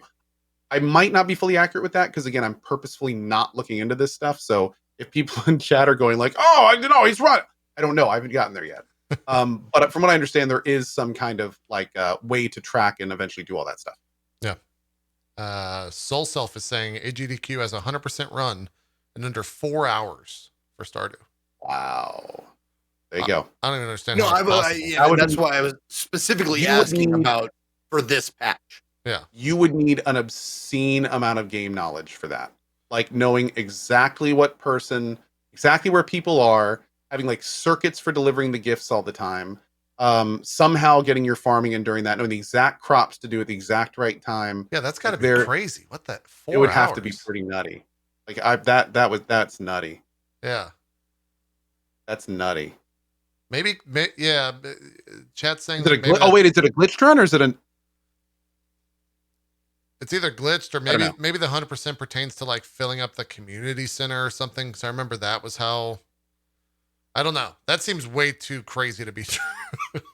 Knowing how much time you spent in this game. Is that they were like super min-maxing and going to bed early after knowing like, okay, I've accomplished my goal, like getting to bed. Accomplished my goal, getting to bed. Like if they were just like shooting through the game, knowing exactly hours, what they needed to do. 4. Oh, it was 40. That's what 40 hours. That's a little different. Oh. Okay. That sounds more correct. That sounds much more accurate. Okay. I was gonna say, yeah. Okay. That's got that 4 hours would be like, wow, I don't even know how that would work. Yeah, 40 either seems a lot more possible. maybe I read that completely wrong. Oh, here's the whole new house. You get a whole new house in the area on this side. So it's you know, super cool, man. I gotta say, I don't want to compare streamer to streamer or size to size co here, but I've seen Baru's farm and his is much bigger than yours. So Yes. what's going on here? Mine looks a lot better. Does it? Okay. Yeah. What's more important, would you say, the size or the look? For me, it's not always the size, it's more how you use it. Okay. So I'm definitely a motion of the ocean kind of guy. Okay. All right. Yeah. That makes sense. No, to be clear, it's been kind of fun because I've been kind of following along with Baru's playthrough as I've been doing mine. He started Stardew shortly after me, and he is min-maxing. Right. So he went in with like a specific game plan. Like I'm going to do this game. Like I'm going to essentially as Baru frequently does. I'm going to break this game by utilizing the game mechanics like in the best way that I can. So he spent the first couple weeks just fishing, which is like, obviously not the fun thing to do for most people, but in his case, it got him a huge amount of money. And then he put like that into a huge farm. And then like the next season, put that into an even bigger farm. And like, so it's where I was kind of doing more of I'm just kind of like, doing what I want to do when I'm taking challenges as I come, no real overt game plan. Like he has it mapped out in his head and he's doing like, I'm doing this and this and this and this. And that's one of the reasons he was significantly further monetarily than me. Pretty much, I'd say of 95 to 98% of players who play this game, he was much further ahead of them in a much earlier time. Yeah, that's what you can do in this game. You can min-max in this game if you want to. Yeah. I'm looking at the Stardew Valley leaderboards, and I see 42 hours. Oh, continue speaking as if I'm not here, and I just didn't say something really stupid. Okay. I did. Right. I definitely did just say something really stupid. Okay. All right. 42 hours. That's what Zeke said. Nope. I think that's It's right. wrong. Totally wrong. In the chat, someone's saying the 100% glitchless community center was 2 hours, 56 minutes. So it's one of those things where you get in speedruns and it's like they make up terms for the game that you actually have to figure out what the fuck they're saying. Saying like 100% means it's nebulous. It doesn't mean anything unless you understand what it actually. Well, yeah, in this game, 100%. There's actually like again, multiple ways, right? There is a 100% binary. You have done it or you have not, like in the game. So they could very much do it. Yeah. So, well, cool. You think? I like that. Falk is throwing up. He says in PoE terms, Baru is on T15 maps. Ko is still on Act 2. Yes. I'd say that's pretty. That would be accurate. That would be accurate. Yeah. Dr. Possible from my chat. What were you saying? Dr. Possible from my chat said exactly what I was looking at the leader Hosen boards, not the leader. Oh, apparently. There you go. For Stardew Valley. I was looking at the wrong thing completely. Okay. Very common mistake. Yeah, common mistake. Zeke, you reminded me you built that computer. How to go? Well, there was a building stream. Did you build that computer? Is maybe a better way to preface that. No, we didn't. Really? We didn't get it all built. Okay. Where'd you get for a couple of reasons. Okay. There was a couple of reasons, couple of factors. Some were in our control because Katie, Classy Katie, my my wife actually, which is funny because we found out and we got married on Christmas. We found out in Colorado, all you have to do to be common law married is have a witness and they both parties agree. So I guess we're married. It's as simple as that. Okay. Colorado's wild, dude. Congrats. Congratulations. Yeah. I know exactly. We can get common law divorce too, and then just get remarried at the next minute. Y'all just stand in front of each other and be like, "No," and the other person goes, "Okay," and then it's like, "Is this? Oh, we're done." Is this for like not the Mormons? I'm gonna stop talking. Let's move on. Okay. Anyway, Classic Katie was helping me to build this PC, and one of the things that was in our control that delayed us was how much weed she smoked. Okay. And the answer is a lot, or all of it would also count. Sure. So that slowed the process down a little bit. And also, we didn't get done because towards the end of hour 3, or into hour 3, Okay. our power went out. The power went out for the entire block. I shouldn't have plugged the power supply in. That's a rookie mistake. No, I have it. I have a PSU. Or Something had to run the UPS. bomb. Yeah, UPS. So that's how I was able to end the broadcast, because my UPS kicked in and the stream stayed up. I still had internet, still had cam, still had monitors and all that stuff and PCs, but it can only run for 15 minutes. So yeah, that was about the size of it. So after about 10 minutes of us saying goodbye, we shut the stream down, and then immediately I was like, all right, end stream. Like, God, fucking really? As you do. Anyway, so the power went out. Okay. And but we were having fun. How far fun. did you get? What pieces did you get in? I saw the motherboard was in when I tuned in for 5 seconds. Yeah. Oops, damn it. Right after broadcast, Brandon. Okay. Get the dog. We got the MSI Prestige X570 creation. Hashtag not an ad. EXAM4. No, these are just I'm reading off my part list. We got that somehow put ending into it with the fractal. At the end. Ooh, a fractal case. Those are I have 2 fractals. I posted a picture of all of my parts on Twitter. Yeah. And I got the most positive comments about that goddamn case. Fractal makes good crazy. Shit. Yeah. Yeah. Yeah. Crazy how many people were like, "Oh, Fractal, that's great." I was like, yeah. "Oh yeah, but I mean, that wasn't near. It was expensive, but it wasn't near the most expensive item that is on the list. It's just it's a like good case. 4th or 5th even." Yeah. Yeah. Anyway, good. They have good cooling. So we got the motherboard installed. We got the AMD Ryzen 7 5800X 4.7 gigahertz 8 core processor. We got that CPU installed. Nice. We got the memory. Did you get? Go ahead. Did you put the fucking Arctic silver gloobity glob on it with the heatsink, or what'd you do? Not yet, but that's where what we're gonna do later today. Okay. We still have things to install. I got the memory, the RAM sticks, got those installed. I got the hard drive installed, and the power supply. What we have to do today are install the cooler. Yep. Are you doing an all-in-one, an AIO? Or what do you mean? Is it air cooled? Oh, it's liquid cooled, I think. I don't know though. It's this. Is it hooked up to a giant radiator? Yes, you have an AIO H100i. Yep. There it is. Yep. That's good stuff. It's good stuff. It's been a fucking long time since I built my own PC.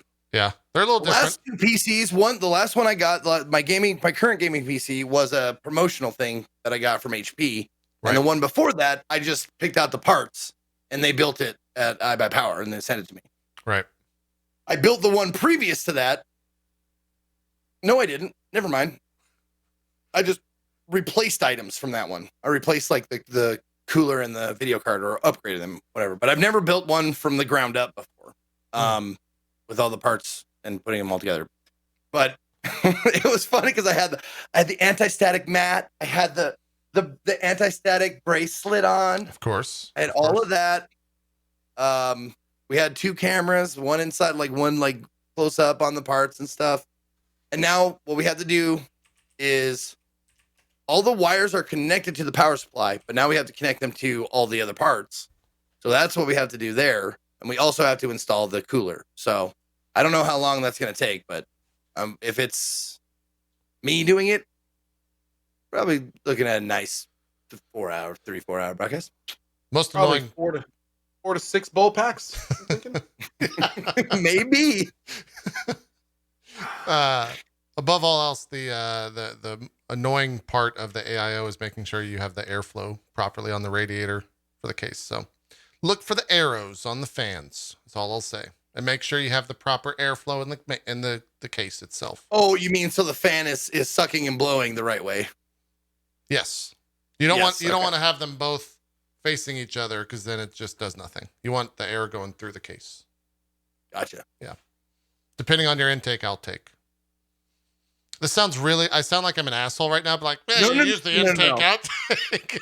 Dude, I did 3.5 hours of PC building last time, and they love coming out. Like people like that, they're like, I like just starting it. Yeah. Like, what do we start with? 10 different opinions. Yep. 10 different opinions. I'll be real honest. Do we put the motherboard in the case first? Like, no, you take the motherboard and you put the RAM in. You put the piece, you put the CPU in. No, dude, the SSD goes in. Like, seriously, people get incensed. It's hilarious. Well, I joined and you were putting the PSU in first, and I was just like, what the fuck is, like, I have to send him an angry text. Like, I just have to. And I couldn't find my phone, so that went away pretty quick. But yeah. I saw the PSU going in first, and clearly you start with the motherboard, and then you put the PSU last, if you have a modular PSU, so you can put all the cables in properly. Yeah. We have the motherboard was first. We connected all the pieces. I don't remember which order we put all the pieces on the motherboard. Yeah, it doesn't. And we put the motherboard in, and then we put the PSU in with all the wires. Like, we connected all the wires to the PSU and fed it like a snake into the holder, whatever. Yep. That's the technical term, the holder, whatever. The bracket, the fucking chassis, whatever. Yeah, those are all proper terms, proper nomenclature for PC builds. So you're gonna finish. You're finishing today. Completing that like hour and a half ish. Okay. Now. Cool. Did you guys play anything else? Do anything else past week? I've literally only played PoE. PoE and Stardew. Cyberpunk. Offline, yeah, did you finish it yet? You still trucking along? Nope. I mean, I don't get a lot of hours here and there, so I'm plugging away. I'm doing I've decided to do like put all my points into the crafting aspect. Just want to see like all the stuff I can create and whatnot, and how much better they are. But like, it really doesn't. You have to put all the points into that shit. You do. That's what I did. And then it actually becomes useful, because as it is now, it's not super useful because you just pick up better items. Yep. Yeah. But once I started like unlocking all the stuff like auto dissolve or auto disassemble, we give like the weapons and armor give you better bonuses and shit like that. It's starting to become useful. And in a couple of levels, I'll just have a whole gaggle of the thing that I find most annoying about it is finding the fucking recipes, whatever they call them. Yeah, dude, that sucks. To make that shit. That's part dumb, sucks. dude. You got to go to each vendor, and it doesn't tell you if you visited that vendor or not. So you just have to like, I think I've been there. I don't know. There's so many quality of life things and also like selling stuff in a bundle. Yeah. We can't just say like a number of things I want to sell or craft. If I want to craft like 50 goddamn max stocks or whatever, I have to do them one at a time. Are you fucking kidding me? 2020? Yeah. Is that a fucking joke? It is slowly moving down my list.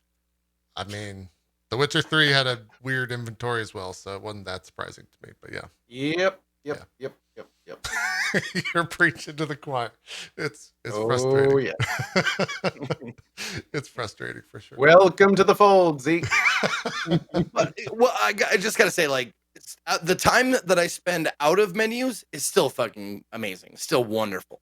It is. It's just amazing how different and every single place you visit is. Like, how unique it is. How it looks similar to the style, but it's completely different as far as assets and people and that kind of shit. Like that part of it, I still absolutely love.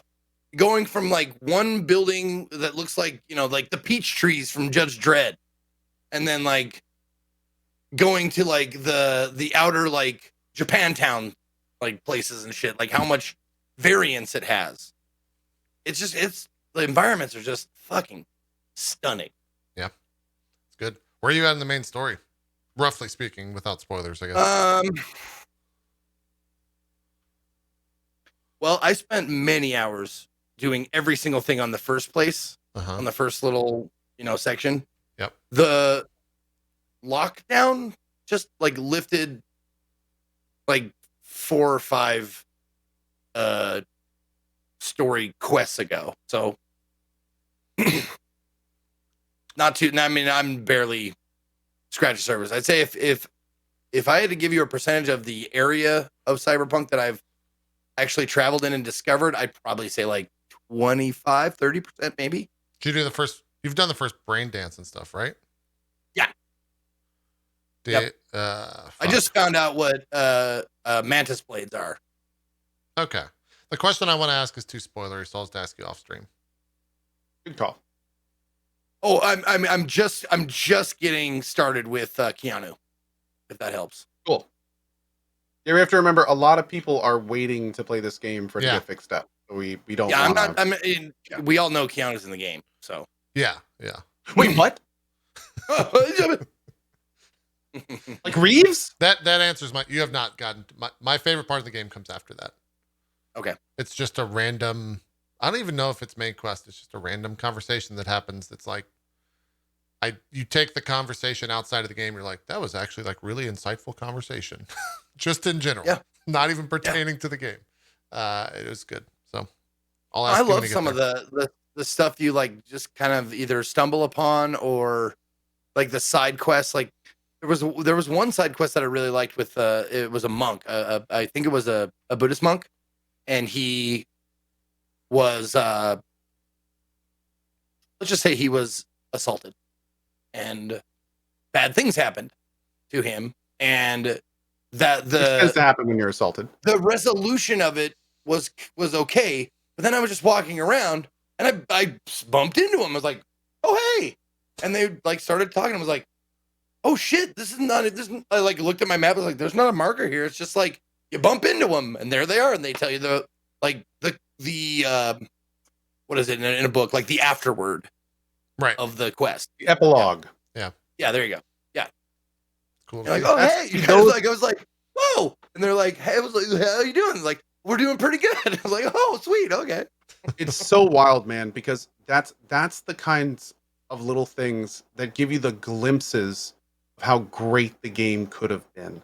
Like there's all these little things in the game where it's like, that's actually really, really cool that they went this far with it or that they put in this little detail or something like that. And it's so wild to see like things like that.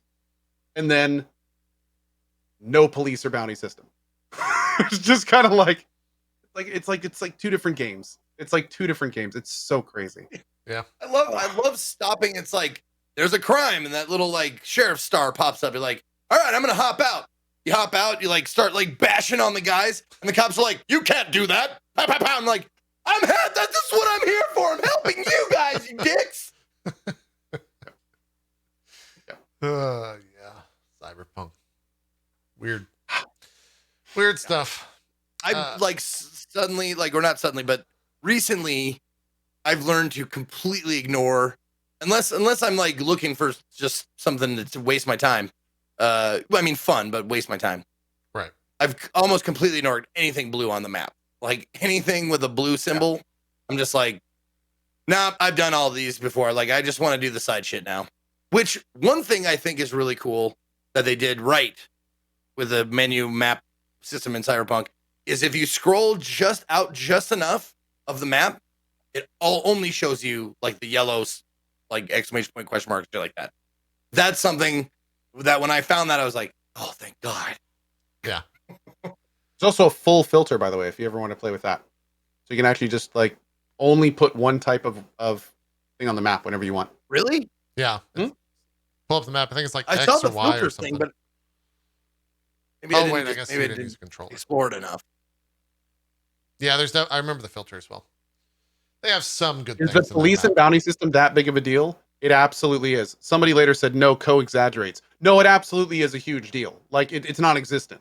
Like, Yeah, if you just turn around. Get the police pissed off, you will turn around and they will literally just spawn in front of you. Yeah. If you then just sprint around a corner and just like get behind something, literally seconds later, they just forget about you completely. And in many cases, just despawn. Yeah. It is. Does your It star is go away or your Yep. wanted level? Yeah. Yeah. They don't Okay. get there in any interesting way. They don't leave in any interesting way. They literally just pop and disappear out of existence. It is a completely. It's basically like what you would do if you had no police system, and you were to walk up and be like, "You have 5 minutes to put a police system in your game. Go." Okay. Done. That's the Cyberpunk police. Yeah. Funny enough, There is zero thought, as basic as it gets. Like it honestly shouldn't even be in the game. Like it's nothing. It's a completely dumb system, and it doesn't even work half the time. Like Zeke was saying, like a lot of times you'll be in a fire. You know what? I was gonna make a joke that guy in chat was the dev, but you just like fucking ripped him a new one. So I feel Yeah. bad. Well, I'm just saying, like, this is not me. Like, trust me, I exaggerate all the time. But the police system in Cyberpunk, it's hard to exaggerate how bad that is. Yeah. I mean, all you gotta say is if you just It's how it is. you just do a It's just how it 180 is. and it disappears. Yeah. That's The worst part is like you piss off a cop in front of you, you turn around to run from him, and then like 3 cops pop up in front of you, and you're just like, ah! yeah. Like, But then you just spin around again and then they're gone. right? Yeah, exactly. Just do a quick 180, and they'll probably not be there again. Yeah. Oh, wait a minute. Hold on. Let me. There it is. Oh yeah, Yep, the this gang is it. system they talked about, they just didn't put it in. They just Yeah. didn't even bother with it. There's supposed to be this whole big gang. Yep, done. Not in there. Nope, not even in the game. What are you looking up, Zeke? Oh, there it is. Oh, you're looking at the I'm map filters. linking it to you so you can, if you want to show anybody. But what? Okay, good. It should have went through. I called my car. I pressed the V button to call my car, Yeah. and God, I loved it. They parked it right next to me. I think this is okay. Pretty sure. It's just like Slack, but yeah. That was me. I took a screenshot of it. And I was like, all right, I need to drive my car. Your Yeah. car is 25 meters away. All right. Oh, wow. Okay. All right. Dude, some of the funniest shit happens when you meet the robo car. Let's just go with that, I guess. And you just like will be walking around and car will like run into 2 other cars and they'll do this for a second and then they'll just shoot off into space. Yep. And you're like, Yep. Okay, I'm gonna continue walking along here. Summon your motorcycle and kind of stand in front of it, and that shit will just slam right into you, knock you You down. may have Oh noticed- man, it's great. It's so In that funny. picture that the car was on fire. It ended up exploding because it viewed it as being collided with or something. Yeah, having So collision. yes, I stood there and watched it, and I just watched it burn, and then it just went badoosh. I was like, yeah. Yeah, it's fun. I still the first time you interact with, let's say, the robocar, you like walk out of your apartment to the parking garage, and it does that weird cutscene where the car like hits you. When that happened, the car hit me and then shot off to the moon. Yeah. Afterwards. And I just was like, this is pretty funny. This is a fucking pro game. But it was very funny when it happened. So you at least got a laugh out of it. And then it just got sad afterwards. We're done with the show. I just had a random bit of news hit. We're not stock market analysts, but it is interesting. Activision's Blizzard stock has hit an all-time high for the company in over 30 years, reaching over $95 a stock and a market cap of $74 billion. So they might not have the community maybe behind them, but the company's doing just fine. Oddly enough. I don't know what that says. I guess That just means whatever they've been doing, expect a lot more of it. yeah. I mean, Shadowlands is great. I think that Call of Duty is fine.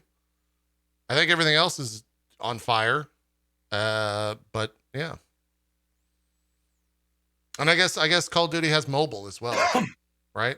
I think COD Mobile is probably Call of Duty is a giant IP and mobile games make a lot of money. So I would assume if you take the 2 of those and put them together, it probably just prints money, essentially. That's a money printing machine. So yeah, it's crazy to see that.